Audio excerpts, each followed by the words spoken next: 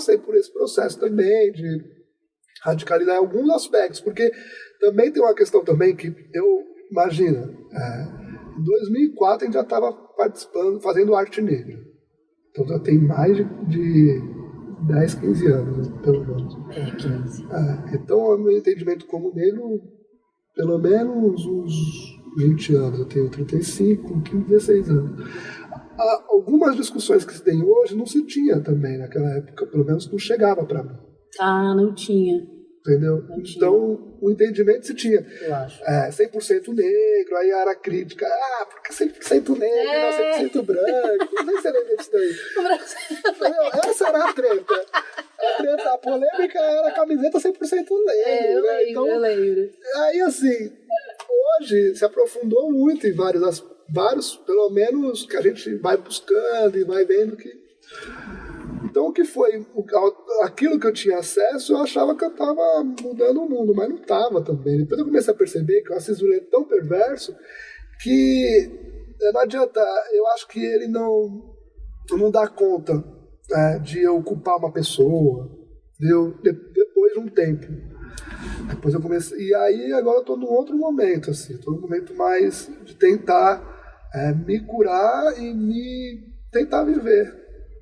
Porque às vezes também tem muita gente ficando doente, eu perdi muitos amigos, tem muita gente ficando doente com isso, tem muitas pessoas participando de movimentos, começam a tomar contato com esse conteúdo mexe com a cabeça das pessoas, porque você sabe muito bem disso. Mexe numa dor e numa ferida que não foi curada e não foi estancada ainda, então é um processo delicado, pessoal, íntimo. Precisa ter uma estrutura mínima emocional. E que se você não tem, que venha da família, que venha da escola, enfim, que venha de alguém perto de você, fica muito mais difícil. Porque você também nem tem consciência do que está acontecendo, né? Assim. Mexe com traumas, mexe com vários... Então, eu hoje tenho pensado assim muito quem tem fôlego para tretar, que tá no momento do ódio, cara, vai nessa, mano, tem que botar o pé na porta. Estamos retomando algumas pautas básicas, né? Cotas, o tal Dia da Consciência Negra. Já foi dia? Só o dia agora. O tal dia, então assim, ele tá retomando umas pautas básicas, e para isso a gente precisa repensar estratégias. De como fazer isso daí. Às vezes, também, a gente vai distanciando também. A gente vai aprofundando nos nossos questionamentos, nas nossas, né? E às vezes o outro, tem muita gente, não querendo ser inocente, né? Mas tem muita gente que às vezes é uma questão de trazer o conteúdo um pouco até mais didático, a pessoa entender, e às vezes a gente esquece, não tem paciência. Você não tá aqui, ó, você não tá lendo aqui, ó. De ter paciência. Óbvio. Aí começa a citar um monte de autores. Não, Aimé Césaire, Francis Fanon, porque você tem que ver o negócio do Malcolm X. A pessoa tá assim, ó, tipo, ela já não quer ouvir. Aí, então, não sei, eu não tenho a solução. Mas você usou uma palavra agora que eu acho super importante, que é rever.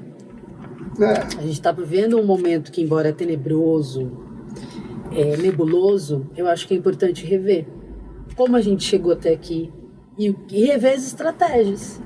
Aonde a gente errou, aonde a gente acertou, aonde continuar investindo no caminho.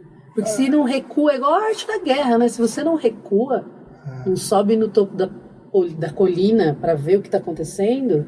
No Arte da Guerra ainda tem um ponto mais clássico, que é você ficar perto do inimigo, né? Sempre. Né? Que é o ponto mais, assim... E a gente talvez a gente se distancie, a gente não sabe muito bem como é que tá agindo. A amiga fala, eu eliminei um monte de gente no meu Facebook. Mas eu preciso saber o que essas pessoas... Globo Repórter, né? O que as pessoas que estão estudando a vitória do Bolsonaro, algumas pessoas dizem, que... para tentar ao máximo não eliminar essas pessoas do Facebook, do WhatsApp, porque senão você cada vez caminha mais para a bolha. Você acha que aquilo que você está falando, todo mundo curte, não sei o que, no fundo você não está lidando com as relações. O ano passado, na minha escola, tinham ali meia dúzia de professores que iriam voltar no Bolsonaro. Meia dúzia só. E aí uma outra galera inconformada.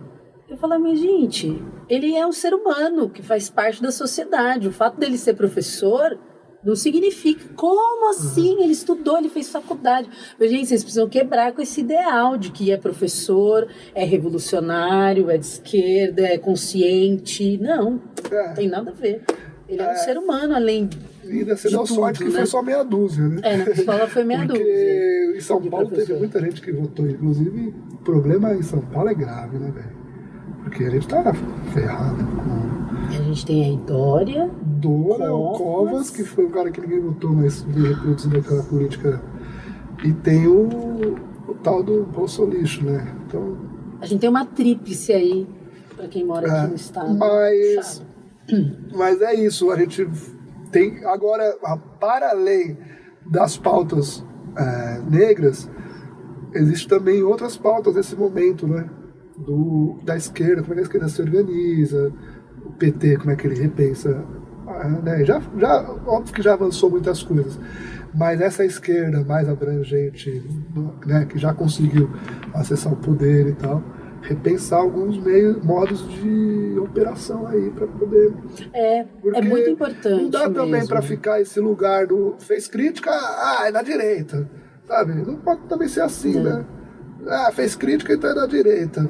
Você tem que falar amém para tudo que é dito. Eu sou uma pessoa que eu tenho várias coisas, eu detesto ficar lendo cartilha, entendeu? Começa a ficar reproduzindo uma ideia e eu tenho que ser... Se eu não conseguir entender, tudo bem, eu não vou criticar, mas eu fico indo para também não ser massa de manobra, entendeu? Porque... Você falou esse lugar, né, de ser acessível e ser didático. Acho que uma das questões da esquerda passa por esse lugar. Então, por exemplo, a figura do Fernando Haddad, ele não é uma figura que representa o povo. Ele é uspiano, classe média burguesa. É como no golpe, eu dou o exemplo sempre do golpe lá na Dilma. Tinha a bancada da direita explicando por que era golpe. Dando exemplo do futebol, do botequim. Aí chegou a galera da esquerda para explicar o golpe num juridiquês. Neguinho no boteco troca o canal, porque não tá entendendo nada do que ele tá falando. Sabe assim? Eu acho, então a extrema esquerda aí do PT, o próprio PSOL é super intelectualizado. Eu adoro, mesmo. Eu gosto de estudar, eu gosto do mundo da academia, mas...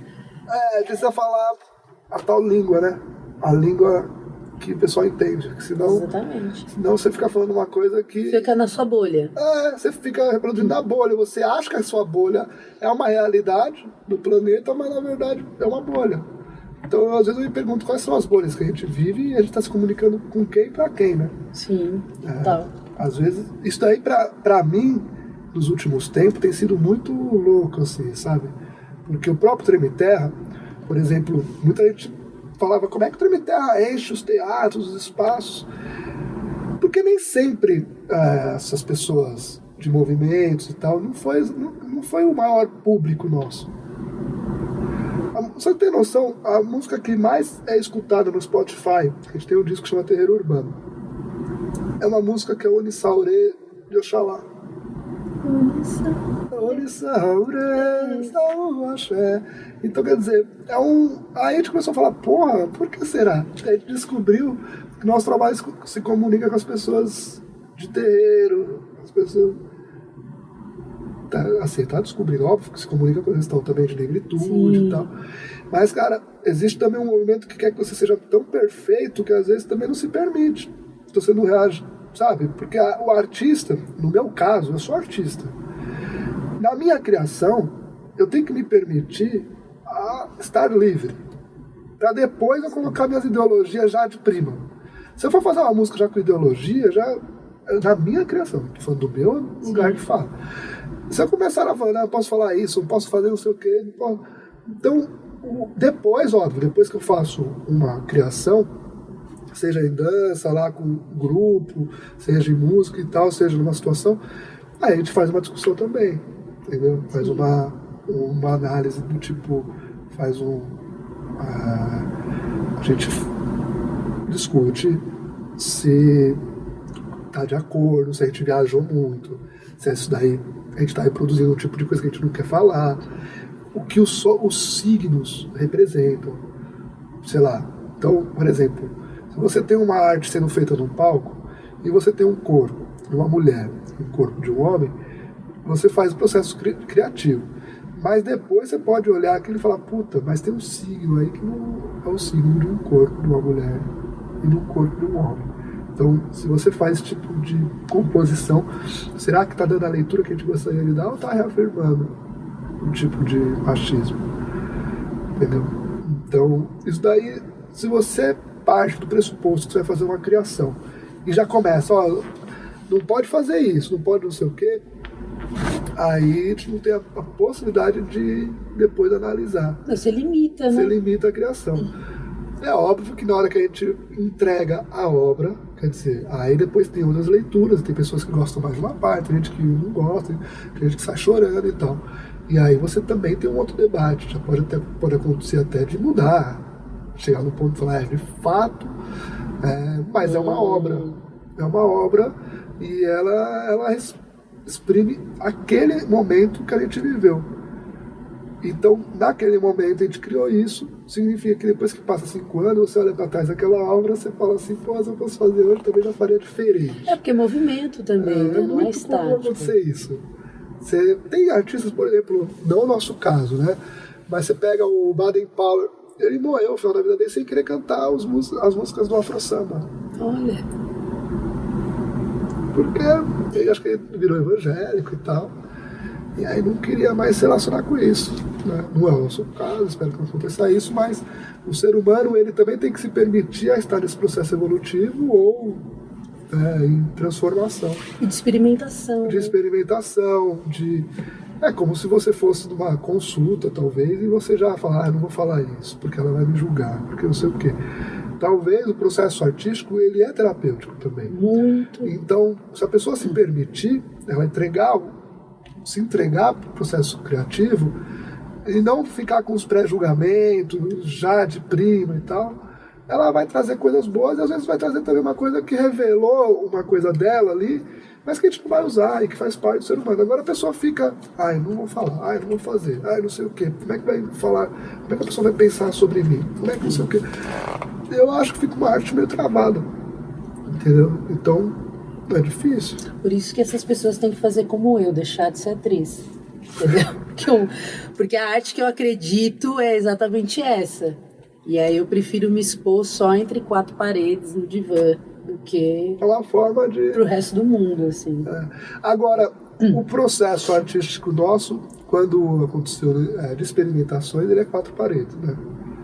A gente realmente não abre assim, não abriu, por exemplo, e evita também, né? 4 paredes, eu digo assim, a gente tá ali com um grupo, sim, tenta criar um ambiente vamos experimentar e tal. Então, por exemplo, tem uma cena no Anonimato, que é o último espetáculo, que é uma cena na revista, e no processo as mulheres, elas tiram os seios, né? Mostram os seios. No processo delas mesmas, assim, né? Não tem um processo do tipo, a gente não faz um trabalho de faça isso, né? E aí, então, para poder chegar nesse estágio disso acontecer, também precisa criar um espaço de confiança dentro da arte, né?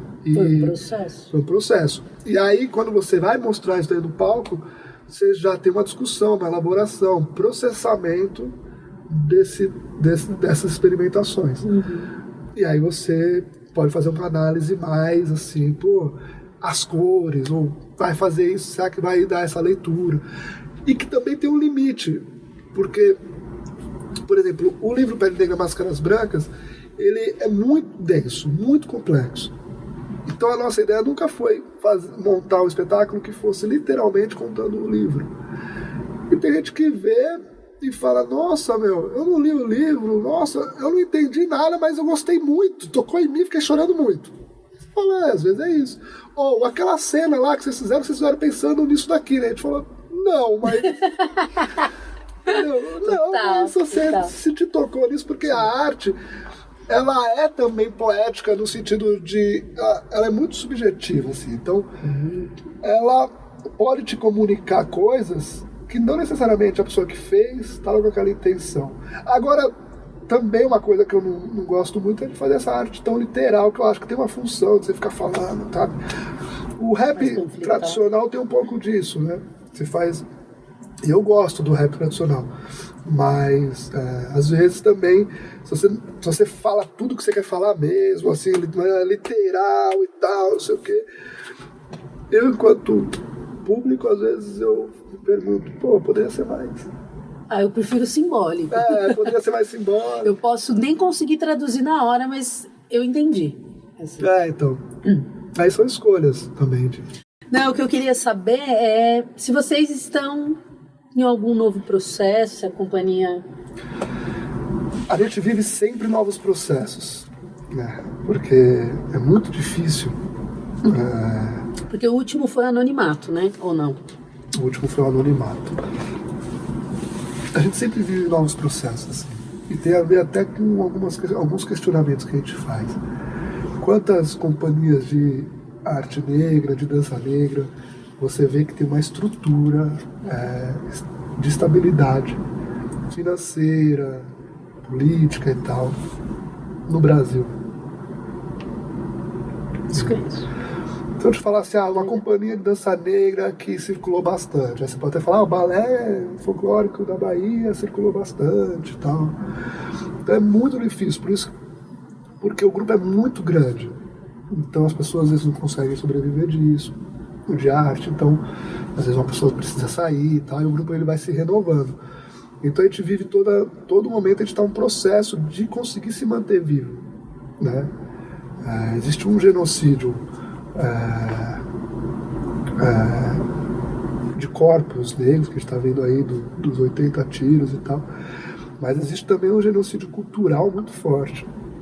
Só o fato de ser cultura, seja ela branca, hoje a gente está vivendo aí o Bolsonaro atacando a cultura, qualquer coisa que... Imagina a cultura negra, né? Então... É sempre pior. Imagina você sentar com o cara, né? Com o presidente e falar, eu queria reivindicar um edital pra cultura negra. O cara, mano... Não tem nem edital que diz... Não tem nem edital, imagina pra preto. Então, assim, a gente tá na parte mais baixa do lugar. A gente tá sustentando. E o Treme Terra é isso. Então, esses momentos que a gente vive, a gente tá agora resgatando o anonimato, resgatando assim, ensaiando, a gente ensaia todo sábado e faz trabalho também de preparação de terça-feira e tal, e para manter o trabalho, a manutenção dos espetáculos, né? Agora, o que a gente está esperando, assim, ter essa estabilidade para poder entrar num novo processo. Já tem algumas ideias, assim, mas eu confesso que é muito intenso, então ainda a gente não abriu, assim. Tem alguns temas que a gente tem discutido, né? Tem um tema que eu acho que seria legal, que tem a ver muito com o grupo, que é Quilombo, Casagrande e Senzala. Porque tem o livro Casagrande e Senzala, né? Aí tem um tema que a gente está tentando elaborar, que é essa coisa do quilombo como também um espaço, né, da Casagrande e da Senzala, porque a Senzala ainda em si é um lugar onde você estava aprisionado pela Casagrande. Então aí seria uma forma de rediscutir essa tal da mestiçagem, essa democratização, essa democracia e tal que não existiu.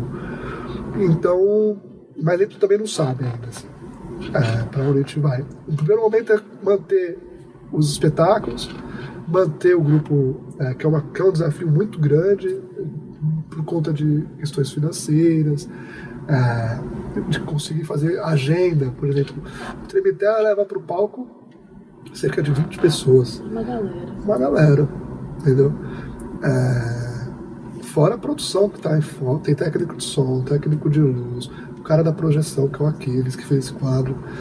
Tem produção mesmo, produção executiva Fernanda ou Mussa. Então, a gente está nesse momento agora de discutir também a sustentabilidade do grupo, nesse novo tempo de crise, nesse novo tempo que a gente vê que vai... De cortes.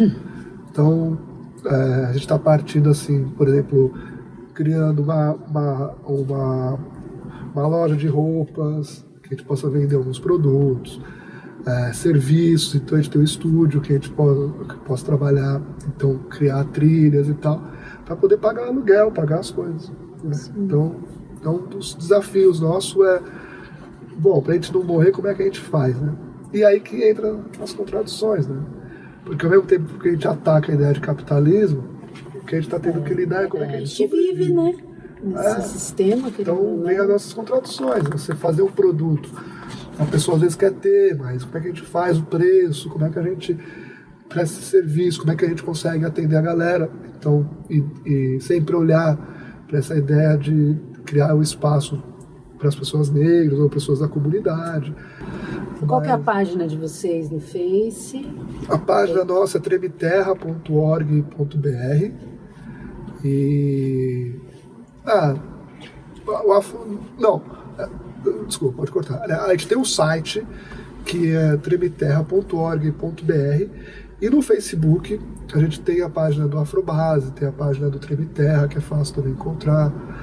E aí desses outros trampos que a gente está fazendo, por exemplo, do estúdio Calacuta, e aí cada projeto tem um nome, que são coisas diferentes, mas no Facebook você encontra lá Tremiterra, você já consegue saber que é a gente. Então. Beleza. Obrigada, João. Obrigado por ter convidado a gente. Gente, é isso. Agradeço imensamente a participação do João Nascimento, da companhia Tremiterra. Continua seguindo a gente no Instagram, Vozes_Negras, e futuramente teremos o nosso primeiro vídeo. Aguardem. Até mais.